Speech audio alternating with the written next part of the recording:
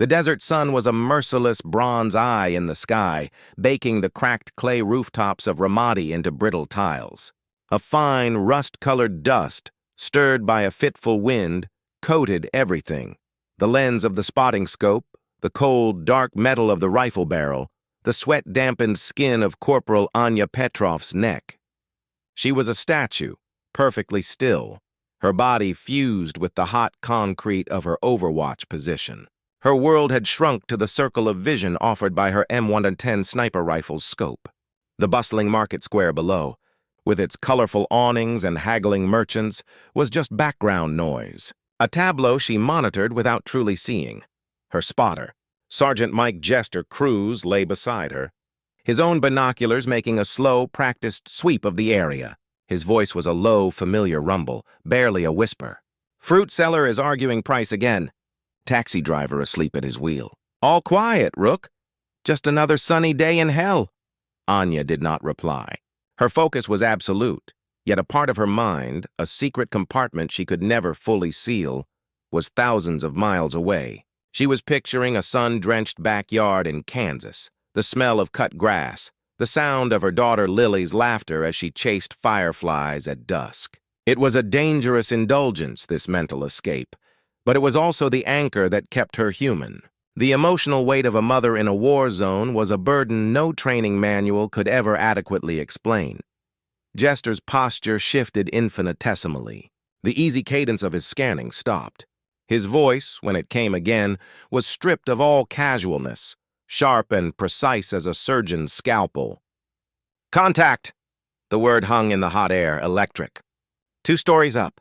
Blue door, 3rd building from the north corner. A weapons team. They're setting up an RPG. Anya's breath stilled in her lungs. The image of Lily's smiling face vanished, replaced by the cold, clinical reality of her crosshairs. She shifted the rifle a fraction of an inch, her movements fluid and economical. The world outside the scope, the heat, the dust, the distant sounds of the city, faded into a dull roar.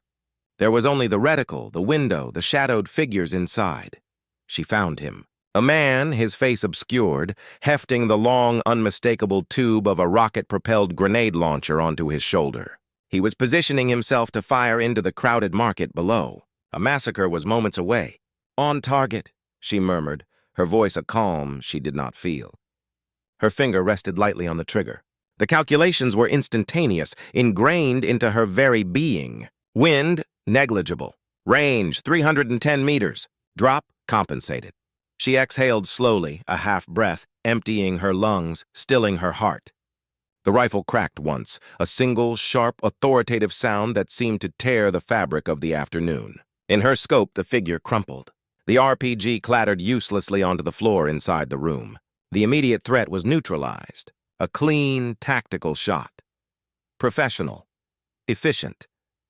But in the ringing silence that followed the shot's echo, a different sound intruded. It was the memory of Lily's laughter, bright and clear, a ghostly echo in the aftermath of violence. The juxtaposition was a physical blow to her chest. She had taken a life to save dozens, perhaps hundreds. Yet, in that singular act of violence, the ghost of the gentle, quiet life she had left behind chose that moment to whisper to her, a poignant reminder of the 2 vastly different worlds she was forever straddling. Jester was already on the radio, his voice calm and professional. "Overwatch to TOS. Threat neutralized. 1 enemy KIA. No further movement observed." Anya finally allowed herself a full breath, the air tasting of cordite and dust. She blinked, forcing the image of her daughter's face back into its mental compartment, locking it away. The job was not done. The sunny day in hell was far from over. The memory of the rifle's recoil was a phantom sensation in her shoulder, a stark contrast to the gentle weight of a child on her hip. Long before the dust of Ramadi, there was the rich black soil of Lebanon, Kansas, a place where the horizon was a straight line and the loudest sound was the evening train. Here, Anya Petrov was not Rook, the sniper. She was Ms. Petrov, the high school history teacher. Her classroom walls were lined with faded maps and portraits of presidents. But the stories she loved most were the ones whispered from the past. the personal accounts of courage and sacrifice from a world at war. Her students saw a quiet, observant woman who could bring the D-Day landings to life with such vivid detail it felt like she had been there. They did not know her source. The stories were a legacy, passed down not from a book but from her grandfather, a man whose hands were gnarled from a lifetime of farming, but whose eyes still held the distant look of the young soldier who had fought in the Battle of the Bulge. He was her secret, her inspiration. In his old age, in the quiet of his barn, he had not given her fairy tales. He had given her skills. He taught a 10-year-old Anya how to handle his old hunting rifle, his rough hands guiding hers. "It's not a toy, Anya," he'd grunt, his voice gravelly. "It's a tool. It has a weight, a responsibility. You respect it, or you don't touch it." He taught her to breathe, to be still, to see the world not as a whole, but in parts, the way the wind teased the tall grass, the slight drop of a bullet over distance. It was a puzzle, a meditation. She built a life from that quiet foundation. A small house, a daughter named Lily with eyes the color of a summer sky, a routine of grading papers and packing lunches. It was a good life, a peaceful life. But then came a Tuesday morning in September. She watched the television screen in the teacher's lounge, the black smoke pouring from the towers, and the world she knew, the safe and distant world of her history books, collapsed into the present. The stories of her grandfather were no longer echoes from the past. They were a challenge, a calling. The quiet life no longer felt like enough. It felt like a retreat. The decision to enlist was a quiet storm that broke her family apart. Her mother's tears were silent, desperate. "You have a child, Anya. A responsibility here." But Anya saw her responsibility differently now. She was not leaving to abandon her daughter. She was leaving to protect the world her daughter would grow up in. The day she shipped to basic training, kneeling in the driveway to hug a confused 4-year-old Lily, was the hardest day of her life. "I'll be back soon, my little firefly," she whispered, breathing in the scent of Lily's shampoo, memorizing the feel of her small arms around her neck. "Mommy has to go be a hero for a little while." The Army saw a college-educated woman and tried to slot her into a desk job. They saw a mother and assumed she lacked the killer instinct. Anya fought them with a quiet, unshakable resolve that surprised everyone, including herself. She wanted the rifle. She wanted to be on the front lines, to use the skills her grandfather had unknowingly gifted her for a purpose larger than hunting deer. Sniper school was a different kind of hell, a psychological and physical gauntlet designed to break the strongest of men. The instructors were skeptical, the other recruits openly hostile. "A woman doesn't have the stability for a 1,000-yard shot," she'd hear in the barracks. "A mommy's going to get us all killed thinking about her kid." She used their doubt. She let it fuel the long, cold hours on the range. While they grumbled, she practiced her breathing. While they slept, she cleaned her weapon. And when the final scores were tallied, it was the quiet history teacher from Kansas who had the highest accuracy, the steadiest nerves, the most unnerving patience. They gave her the call sign Rook. In chess, the rook looks like a simple castle tower. It is often overlooked early in the game until it moves with devastating linear force, clearing the board of threats. It was perfect. She was no longer just Anya. She was a weapon, forged in silence, carrying the ghost of her grandfather's lessons and the living, breathing image of her daughter's future in her heart. The flight into Iraq was a jarring transition from the world she had known. The gentle green plains of Kansas vanished, replaced by an endless expanse of tan and beige seen through the vibrating porthole of a C-130. The air inside the plane was thick with the smell of fuel, sweat, and nervous anticipation. Anya sat strapped to the red nylon webbing, her rifle case secured between her boots, feeling the deep mechanical thrum of the engines in her bones. The faces around her were a mix of youthful bravado and hardened stoicism. She was the oldest in her unit by a few years, and the only mother.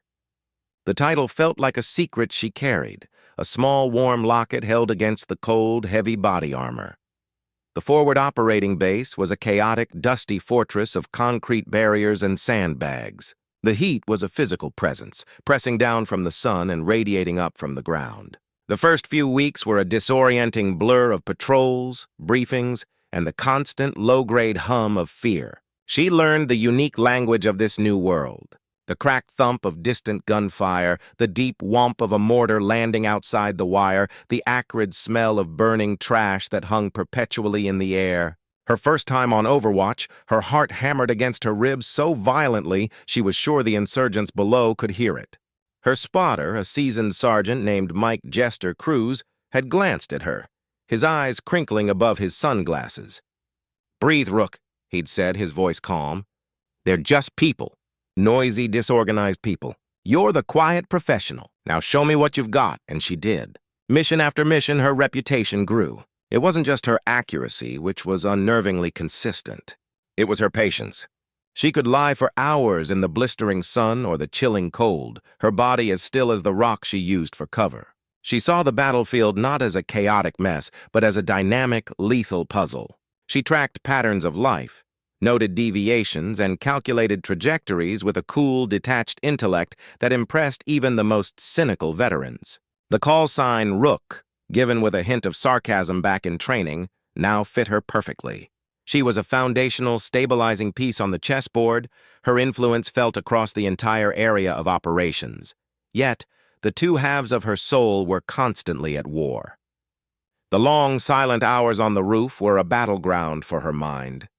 In the stillness between radio checks, the image of Lily would surface. She would picture her daughter sitting at the kitchen table, carefully sounding out words in a picture book. She would remember the feel of Lily's small hand in hers, the weight of her asleep on her chest. A profound, aching loneliness would wash over her, so intense it threatened to crack her professional calm. She would close her eyes for a second, take a slow, deliberate breath, and force the image away. She would focus on the grain of the concrete beneath her, the feel of the rifle stock against her cheek, the scent of dust and oil. She was Corporal Petrov. She was Rook. The mother from Kansas had to be locked away in a deep, secret compartment, accessed only in the dead of night when she could watch a grainy video on her laptop, the sound of her daughter's voice a bittersweet medicine. It was during one of these lonely vigils that the company commander found her. "Petrov, pack your gear. You and Jester are being attached to a Tier 1 unit for a high-value target capture." He handed her a file. "Their commander is a man named Strickland. Navy SEAL, word of advice? Don't screw up. He doesn't suffer fools." Anya took the file, her expression neutral. Inside, she felt a cold knot of apprehension tighten in her stomach. This was different. This was the big leagues. The stakes had just been raised immeasurably. She was no longer just protecting a street or a market. She was to be the guardian angel for America's most elite warriors. The weight of the rifle in her hands suddenly felt much, much heavier. The briefing room was a different kind of battlefield, one of chilled, recycled air and the low hum of projection equipment. The usual murmur of junior officers was absent, replaced by a taut, focused silence. The men seated around the table were different. They carried themselves with a still, coiled energy, their uniforms devoid of standard insignia, their faces etched with a grim competence that needed no boasting. Anya and Jester took seats at the back, feeling the weight of sidelong glances. They were the outsiders, the conventional asset brought in for a very unconventional job. At the front of the room, a man stood with his back to them, studying a large, detailed map of Ramadi's western sector. When he turned, his presence seemed to suck the air from the room. Commander John Strickland was not a large man, but he carried an aura of absolute authority. His face was all sharp angles and weathered lines, his eyes the color of chipped flint, scanning the room and missing nothing. They were the eyes of a man who had seen too much, who trusted only what he could verify with his own senses. His voice, when he spoke, was low and flat, devoid of any unnecessary emotion. It was a voice used to giving orders that would be obeyed without question. "The target is Abu al-Mujahir," he began, tapping a laser pointer on the map. "He's the new paymaster and bomb maker for the insurgency in this province. We have a narrow window. He's moving tonight through a district here." The red dot of the laser settled on a dense, labyrinthine network of alleys. Intelligence calls it the Gauntlet. They're not wrong. It's a defender's paradise and an attacker's nightmare. High walls, limited lines of sight, 1,000 places for an ambush. He outlined the plan with brutal efficiency. The SEAL team would move in on foot, a small, dark ghost slipping into the maze to snatch their prize.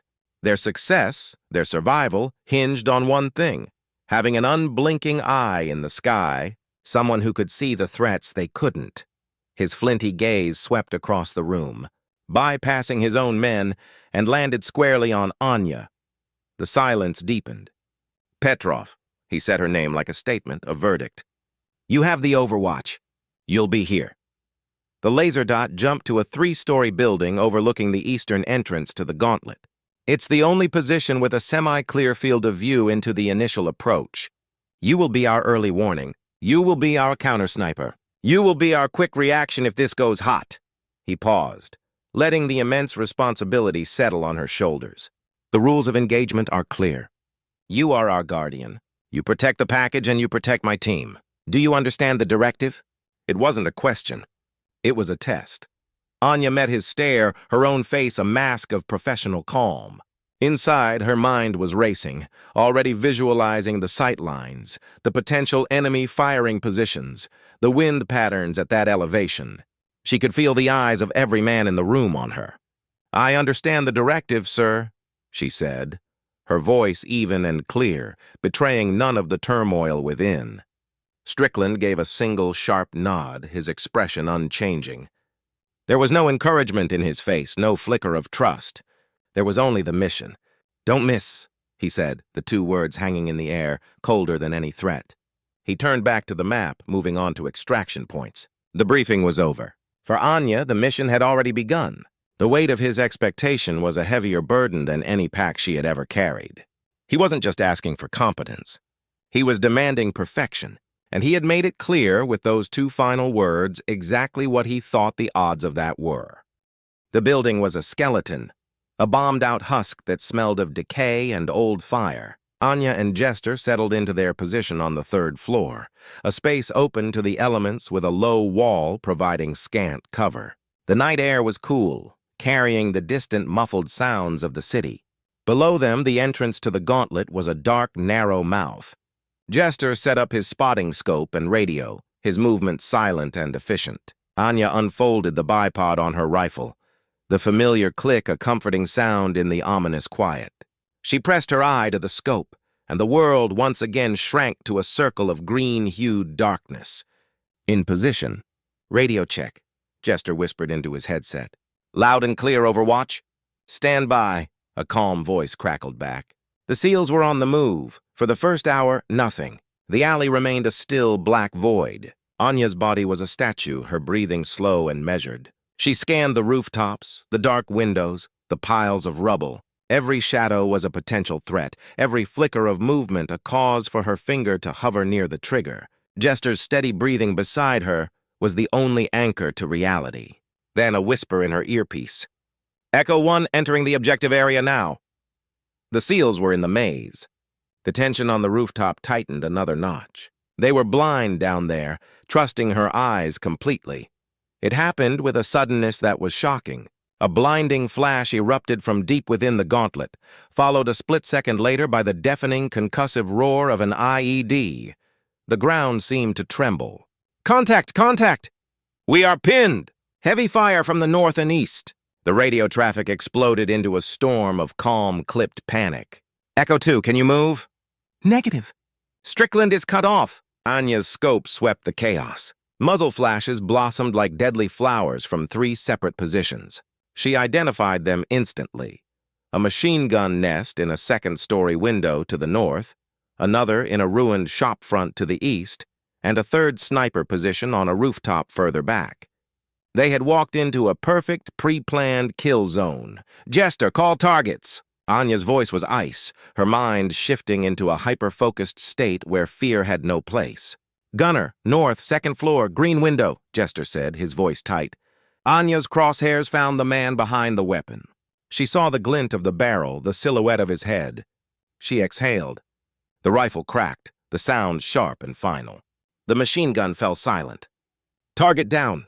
"Relocating," she said, already shifting a few feet to a new firing port as enemy rounds smacked into the wall where she had just been. "Next target." Second gunner, east, shop front with the collapsed awning. She found him, a figure crouched behind a PKM. The shot was longer, trickier. She adjusted for the slight crosswind. Another crack. The second nest went quiet. The volume of fire from the alley decreased slightly as the SEALs, sensing the respite, began to lay down their own suppressive fire. But the radio told the real story. Strickland is still pinned. He's behind that low wall at the T-junction. He's completely exposed if he moves. Anya's scope swept the area around the commander's position. The third sniper was still active, but his fire was being suppressed by another SEAL. The immediate threat was contained, but Strickland was a sitting duck. Then she saw it. A flicker of movement where there should have been none. A shadow detaching itself from a deeper shadow near a collapsed sewer pipe.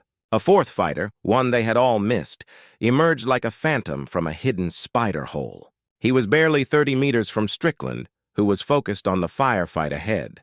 The fighter raised his AK-47, his intention horrifically clear. He had a clean, point-blank shot at the commander's back. There was no time to warn him. No time for anything but a miracle. The world vanished.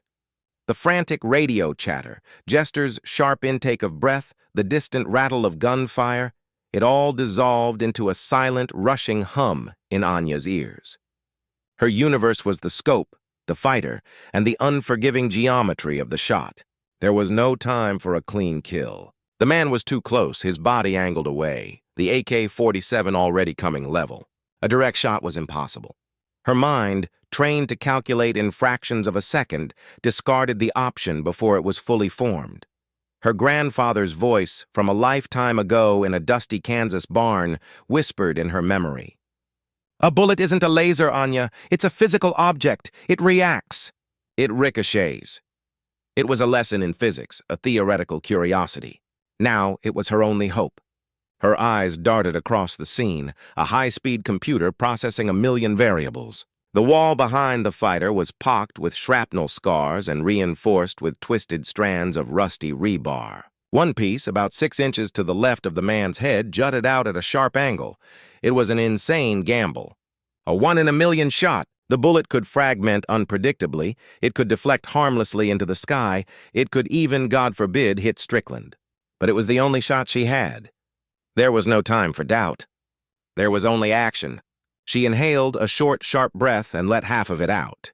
Her crosshairs settled not on the man, but on that specific glinting piece of rebar. She aimed for a spot an inch from its surface, calculating the angle of incidence, the velocity of her round, the hardness of the steel. It was a sniper's prayer.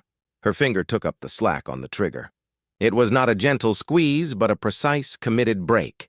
The rifle cracked, its report somehow isolated and profound in the chaos. The 7.62-minute round streaked across the 800 meters of darkness. For a heart-stopping moment, nothing happened. Then a brilliant orange spark erupted from the wall as the bullet struck the rebar. A sharp, metallic ping echoed faintly across the distance, audible even from her position. The high-velocity round fragmented, transforming into a lethal spray of shrapnel that scythed through the air directly to the fighter's left. The man jerked violently as the hot metal tore into his neck and shoulder. A choked cry was lost in the noise as he collapsed, his weapon clattering to the ground, unfired. In the alley below, Commander Strickland flinched at the sudden spark and ping so close behind him. He spun around, his rifle coming up, expecting to find an enemy upon him. He saw only the fallen fighter writhing silently and the fresh gleaming scar on the piece of rebar. His tactical mind, honed by 1,000 missions, processed the scene in an instant. There had been no shot from the front. The spark, the angle, the ricochet. His head snapped up, his eyes instinctively searching the distant blacked-out rooftop where his overwatch was positioned. A cold shock entirely separate from the fear of near death washed over him. It was an impossible shot. It defied doctrine. It defied probability. On the rooftop, Anya remained frozen, her eye still glued to the scope, watching the scene unfold. She saw Strickland look up. She saw the fighter fall. Only then did she allow herself to breathe, a ragged, shaky gasp that burned in her lungs. The silent hum in her ears receded, replaced by Jester's stunned whisper. "Holy Rook, did you just—" He couldn't finish the sentence. The radio erupted again, but the tone had changed. The immediate, overwhelming pressure was gone. "Threat down! Strickland is secure! Moving to extract the package!" The fire from the remaining enemy positions became sporadic, then ceased altogether. The gauntlet fell into an unnerving, heavy silence. The battle was over. But for Anya, suspended between the echo of her rifle shot and the reality of what she had just done, a different kind of reckoning was just beginning. The silence that settled over the gauntlet was profound, broken only by the faint crackle of fires and the distant wail of a single alarm.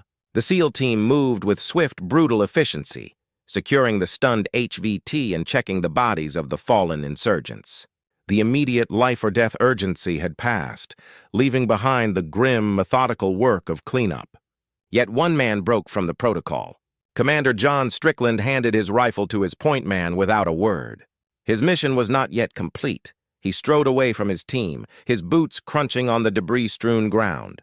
His path was not toward the extraction point, but across the rubble-choked street, his gaze fixed unerringly on the distant skeletal building where the sniper's nest was positioned. His men watched him go, a silent question hanging in the air, but none dared to follow. This was something personal. The climb up the shattered staircase was made in near darkness, his movements sure and steady. Each step was a confirmation of the distance, the angle, the sheer impossibility of what had just occurred. He emerged onto the rooftop. The scene was one of stark professional austerity, empty water bottles, spent shell casings, and the dense, acrid smell of gunpowder. Sergeant Cruz was packing his gear, his movements halting as he saw the commander. But Strickland's eyes were only for the woman standing by the low wall, her rifle now slung, her face illuminated by the first hints of dawn. She was looking out over the city, her profile etched with exhaustion and a deep, unsettling calm. She turned as he approached, her body automatically coming to a posture of attention, though her eyes held his without flinching. He stopped a few feet from her. The rooftop was utterly silent. He did not offer a handshake. He did not utter words of thanks. Gratitude felt cheap, inadequate for what had transpired. His flinty eyes, which had judged her so harshly in the briefing room, now held a different emotion, a raw, unvarnished respect that was far more powerful than mere appreciation. He saw past the uniform, past the dirt and sweat. He saw the focus, the skill, the unimaginable courage it had taken to make that shot. In that moment, she was not a corporal, not a woman, not an outsider. She was a warrior who had stared into the abyss of certain failure and had rewritten the rules of possibility. Slowly, deliberately, he brought his right hand up, his fingers straight and tight, his palm facing slightly inward. He pressed it to his brow in a salute that was crisp, perfect, and held with an intensity that seemed to stop time itself. It was a gesture reserved for equals. It was a recognition that transcended every boundary of rank, branch, and gender. It was the only language he had left to say what words could not. I was wrong. You are one of us. You saved us all. Anya felt a tremor run through her, a release of the immense tension that had held her body like a vice for the last 24 hours. She saw the profound gravity in his eyes, the absolute sincerity of the gesture. Without breaking his gaze, she brought her own hand up in a sharp, flawless return salute. Her arm was steady, her expression one of quiet acceptance. No words passed between them. None were needed. The silent communication on that dusty rooftop, as the sun began to bleed light over the broken city, was more eloquent than any medal citation or after-action report could ever be. It was the end of the mission and the beginning of a legend. The thrum of the helicopter was a familiar lullaby now, a mechanical heartbeat carrying her away from the war. Inside the Chinook, the atmosphere was a mix of weary exhaustion and the quiet satisfaction of a mission accomplished. The SEALs sat across from her, their gear stowed, some already asleep against the vibrating fuselage. No one spoke to her, but the occasional glance she caught was no longer one of assessment or doubt. It was a simple, acknowledging nod. Commander Strickland sat apart, his head leaning back against the webbing, his eyes closed. But Anya knew he wasn't sleeping. The memory of the salute hung between them, an unspoken bond forged in fire and impossibility. Later, back at the FOB, the world returned to its mundane rhythms. There were weapons to clean, reports to file, the endless cycle of military bureaucracy. The strange, heightened reality of the gauntlet began to recede, becoming just another chapter in the long, grim story of the deployment. She stood in the shower, letting the lukewarm water rinse the dust and sweat from her skin, watching the grime of Ramadi swirl down the drain. The adrenaline was gone, leaving behind a profound, bone-deep fatigue. Her hands, once so steady on the rifle, trembled slightly now. The aftershock of a nerve strain that had been held too tight for too long. Alone in her containerized housing unit, the CHU, the silence was deafening. The constant background rumble of generators was there, but it was the internal noise that was gone. The tactical calculations, the hypervigilance, the focus required to lock away her heart, it had all evaporated. In its place was a hollowed-out quiet. She opened her footlocker and pulled out her laptop, its scratched surface a stark contrast to the military-issued green around her. It booted up slowly, the screen a fragile portal to another world. She clicked on the latest file. The screen filled with the image of her mother's sunlit kitchen in Kansas. And there was Lily, her hair in two messy pigtails, clutching a piece of construction paper covered in a riot of crayon colors. Her daughter's voice, tinny through the laptop speakers, was the most beautiful sound she had ever heard. "See, Mommy? That's you on a big roof," Lily said, her small finger pointing at a stick figure with a long brown line, a rifle, standing on a square. "And that's me down here waving hello." The stick figure representing Lily had a huge, smiling mouth and was surrounded by green scribbles that were probably grass and a large, yellow sun in the corner. Anya's breath caught in her throat. The image was a child's simple interpretation, yet it held a profound, unconscious truth. Her daughter, in her innocent way, had drawn the two separate worlds Anya was forced to inhabit. The lonely, linear world of the rooftop soldier and the warm, colorful, sun-drenched world of the little girl waving from below. A single hot tear escaped, tracing a clean path through the last remnants of desert grime on her cheek. It was followed by another, and then she was crying, silent, cathartic sobs that shook her shoulders. They were not tears of sadness nor of pain. They were tears of release, of love, of the immense tearing contradiction of her life. She was a soldier, a sniper, a woman who had earned the salute of a Navy SEAL commander through an act of breathtaking skill and courage. She had stared into the heart of darkness and not flinched. But in that moment, as she watched her daughter's happy, trusting face, she knew with absolute certainty that her most important title was the one she had carried long before she ever picked up a rifle. She was a mother. The war she fought in the dust of Ramadi, the sacrifices she made, the impossible shots she took. It was all for this, for the future of the little girl waving from the sun-drenched grass, for the right of that child to live in a world where she could draw pictures of her mother as a hero, safe and sound, under a giant yellow sun. The two wars, the one abroad and the one within her soul, would never truly end. But as she reached out and touched the screen, tracing the outline of her daughter's crayon smile, she knew, without a doubt, that it was a fight worth every moment of sacrifice.